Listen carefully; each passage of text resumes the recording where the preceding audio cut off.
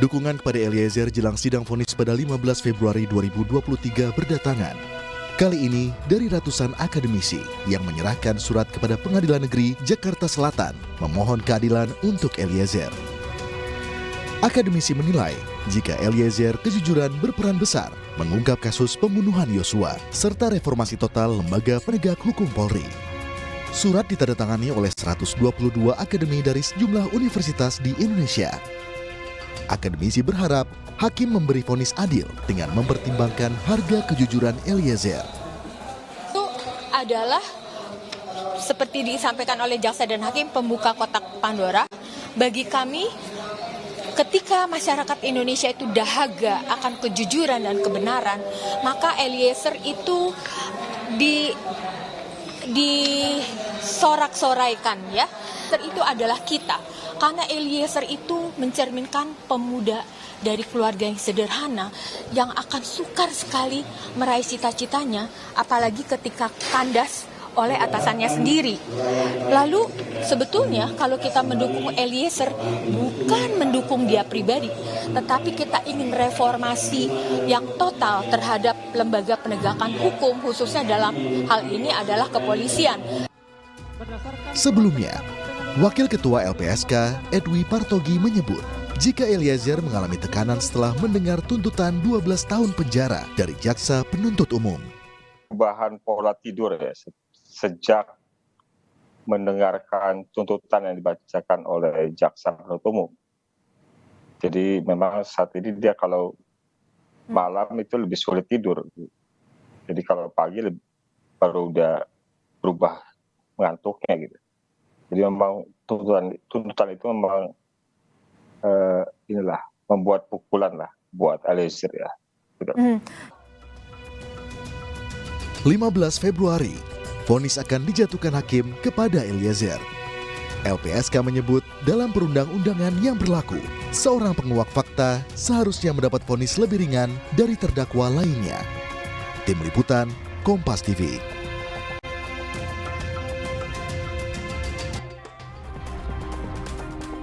Lebih lengkap soal dukungan sahabat pengadilan agar vonis hakim terhadap Eliezer adil, kita berbincang dengan advokat senior Todung Mulya Lubis dan Roni Talapesi selaku kuasa hukum Richard Eliezer. Bang Roni, Pak Todung, apa kabar? Kabar baik. Selamat sore Mas Tifal. Selamat sore, terima kasih semuanya sudah bergabung bersama kami. Jadi Pak Todung, ini kan 122 akademisi mengajukan amicus curiae kepada pihak Pengadilan Negeri Jakarta Selatan. Siapa yang mendorong lebih dulu dan apa alasannya, Pak? Sebetulnya, saya ini kan juga baru kembali dari Norwegia, karena baru menyelesaikan tugas saya sebagai duta besar di Norwegia dan Islandia. Nah, ketika saya mendarat di Indonesia, saya mendapat WA ya, dari Profesor Sulistianto Irianto bahwa akan ada amicus curiae diajukan dalam kasus ini. Nah, saya langsung menyatakan saya ikut mendukung amicus curiae itu. Tapi saya tahu bahwa di dalam banyak kesempatan sudah banyak sekali ide-ide untuk mengajukan sahabat pengadilan ini, amicus curiae ini. Jadi ini bukan ide yang baru, karena memang ada perasaan keadilan yang terkoyak-koyak ya dalam proses hukum yang terjadi sekarang ini, di mana ya yang namanya Baradae atau Eliezer ini itu diperlakukan dengan tidak adil ya, dan kita pantas untuk memperjuangkan keadilan bagi yang bersangkutan. Nah ini yang menjadi titik tolak, dan saya langsung menyatakan iya, saya ikut dalam amicus curiae ini, karena saya tahu bahwa ini kasus yang sangat-sangat penting buat sejarah penegakan hukum dan keadilan di Indonesia, sebab kalau kasus ini tidak diproses dengan adil, kasus ini akan menjadi cacat, akan menjadi noktah bagi penegakan hukum, dan trust terhadap peradilan akan semakin lama semakin hancur. Oke, apa yang ada dalam benak Anda bersama dengan teman-teman akademisi kalau kemudian ini dikabulkan atau tidak dikabulkan? Ya tentu semua putusan itu ada pada majelis hakim. Tapi kami tentu berharap ya, dan ini pengalaman di banyak negara, amicus curiae ini selalu dipertimbangkan ya oleh majelis hakim. Nah, memang sekali lagi saya katakan tidak ada kewajiban dari majelis hakim untuk ya mengambil ya pertimbangan-pertimbangan hukum yang diajukan oleh pihak amicus curiae ini, tapi kami berharap bahwa ada sense of justice, ada rasa keadilan, ada empati, ada juga ya penghayatan akan suara-suara publik yang menghendaki keadilan dari lembaga peradilan di Indonesia ini. Oke. Nah, ini ekspektasi kita, ini harapan kita. Mudah-mudahan majelis hakim tidak buta, tidak tuli terhadap suara-suara yang muncul pada publik ini. Dari yang diajukan, amicus curiae yang sudah diajukan kepada pihak Pengadilan Negeri Jakarta Selatan, ada 5 poin ya, koreksi kalau saya salah, yang diajukan oleh teman-teman akademisi. Poin pertama, Richard Eliezer adalah saksi pelaku, masalah poin justice kolaborator. Kemudian poin yang kedua, masalah relasi kuasa yang timpang dalam hubungan antara Richard Eliezer dengan atasannya. Poin yang ketiga tentang Eliezer adalah kita. Mendukungnya untuk tidak dihukum berat atau lebih ringan daripada pelaku-pelaku lainnya akan berarti menyelamatkan anak muda berumur 24 tahun. Poin keempat, mendukung Eliezer bukan persoalan pribadi. Dan yang kelima, masalah keberadaan Eliezer kasus ini bisa jadi pembelajaran. Intinya 5 poin itu untuk menggerakkan hakim tentang apa, Pak Todung? Ya, itu 5 poin yang diajukan ya dalam amicus curiae itu sudah menggambarkan sikap semua akademisi yang menandatangani ya amicus curiae ini. Kasus ini ya adalah kasus ujian buat kita semua karena posisi justice kolaborator sebetulnya itu kan tidak cukup kuat ya di poin pertama ya di Indonesia. Nah, kita ingin kasus ini menjadi satu momentum di mana justice kolaborator itu betul-betul dihargai dan dihormati. Nah, kalau di Amerika yang namanya justice kolaborator itu betul-betul mendapat perlindungan hukum yang sangat kuat ya. Baik dalam proses maupun setelah proses hukum itu selesai. Dia malah bisa mendapat identitas yang baru, bisa mendapat perlakuan yang sangat-sangat protektif dari pihak negara waktu itu. Nah, ini salah satu misalnya. Kita ingin dalam proses penegakan hukum di Indonesia, yang namanya justice kolaborator ini betul-betul diakui sebagai unsur yang penting dalam proses pencarian keadilan substantif. Ada komentar, Bang Roni, paling pertama pengajuan amicus curiae ini datang dari masyarakat sipil. Sekarang dari kalangan akademisi, tidak main-main 122 orang yang mengajukan ini. Gimana komentarnya? Iya Mas Tifal, kemarin saya sudah sampaikan kepada Eliezer bahwa ada dukungan dari para akademisi, para profesor, kemudian para advokat senior yang menyampaikan amicus curiae terkait dengan sahabat pengadilan, terkait dengan perkara Richard Eliezer ya. Dia sampaikan kepada saya, Bang, tolong sampaikan banyak terima kasih. Ini merupakan kekuatan buat saya karena saya tidak berjalan sendiri. Bahwa dukungan ini sangat berarti buat saya dan keluarga. Saya ini bukan siapa-siapa, Bang. Saya orang kecil. Saya hanyalah anak muda yang pengen memperbaiki hidup, bekerja secara baik. Tapi ketika ada kasus ini, saya berpikir bahwa saya berjalan sendiri. Jika tuntutan yang kemarin 12 tahun itu dia merasa bahwa dia itu dimusuhin.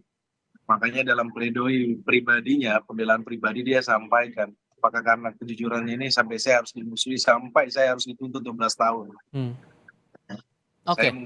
Saya menguatkan Eliezer bahwa ini merupakan dukungan dari para akademisi dan ini dukungan yang tulus kepada Eliezer. Jadi sepenuhnya sudah lega ya, karena dari masyarakat sudah ada yang mendukung posisi dia, atau jangan-jangan masih ada ketakutan tersendiri dari Eliezer? Karena terakhir dari LPSK bilang perubahan pola tidur, ada kegugupan menuju sidang minggu depan. Itu kondisi Eliezer sebetulnya gimana, Bang?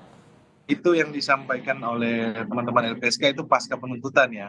Tetapi setelah penuntutan ini kita melihat bagaimana dukungan publik begitu luas kepada Eliezer sehingga saya melihat bahwa dia optimis, Mas Tifal, bahwa keadilan itu ada. Jadi keadilan itu tidak hanya milik orang-orang yang besar saja, orang-orang yang mampu, tetapi keadilan itu milik orang kecil juga, orang yang tidak mampu. Nah, kalau dari proses persidangan ini kan Richard Eliezer kontribusinya sangat besar terhadap perkara ini ya. Bagaimana dia bisa kooperatif dan dia konsisten mengungkap perkara ini sampai bisa menyentuh kepada pelaku utamanya.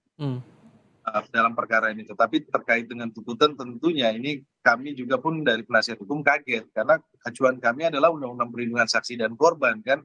Kalau Undang-Undang Perlindungan Saksi dan Korban sudah sangat jelas bahwa LPSK memberikan rekomendasi agar dituntut paling ringan dari terdakwa yang lainnya. Tetapi ketika tuntutan tersebut lebih tinggi dari terdakwa lainnya, ini tentunya mengkoyak rasa keadilan ya dari publik semuanya.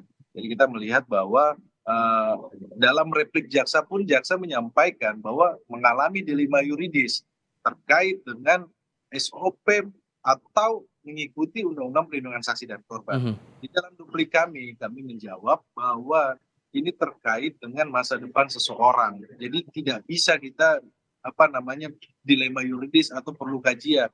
Itu sudah diatur dalam undang-undang. Itu sudah Anda sampaikan juga kemarin dalam sidang duplik terakhir kali begitu ya. Nah ini Betul, untuk kondisi pekan depan saat sidang vonis, kondisi Eliezer gimana sekarang Bang? Dan adakah kegiatan khusus yang mungkin dilakukan oleh Richard di tahanan menuju sidang vonis pekan depan?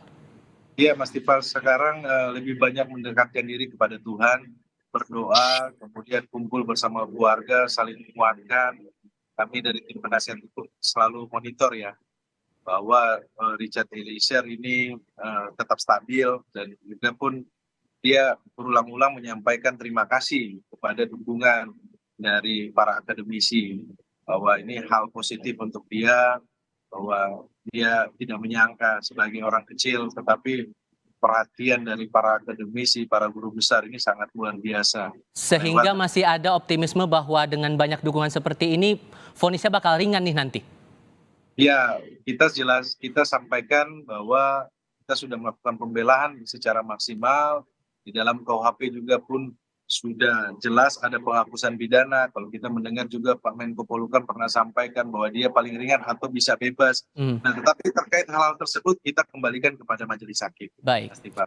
Pak Todung, ya, mohon maaf saya potong. Saya harus kasih giliran ke Pak Todung sekarang. Pak Todung, Anda bersama dengan teman-teman akademisi mengajukan amicus curiae kepada pihak Pengadilan Negeri Jakarta Selatan. Apakah ini ada hubungannya dengan keraguan teman-teman akademisi soal tuntutan 12 tahun terhadap Richard Eliezer?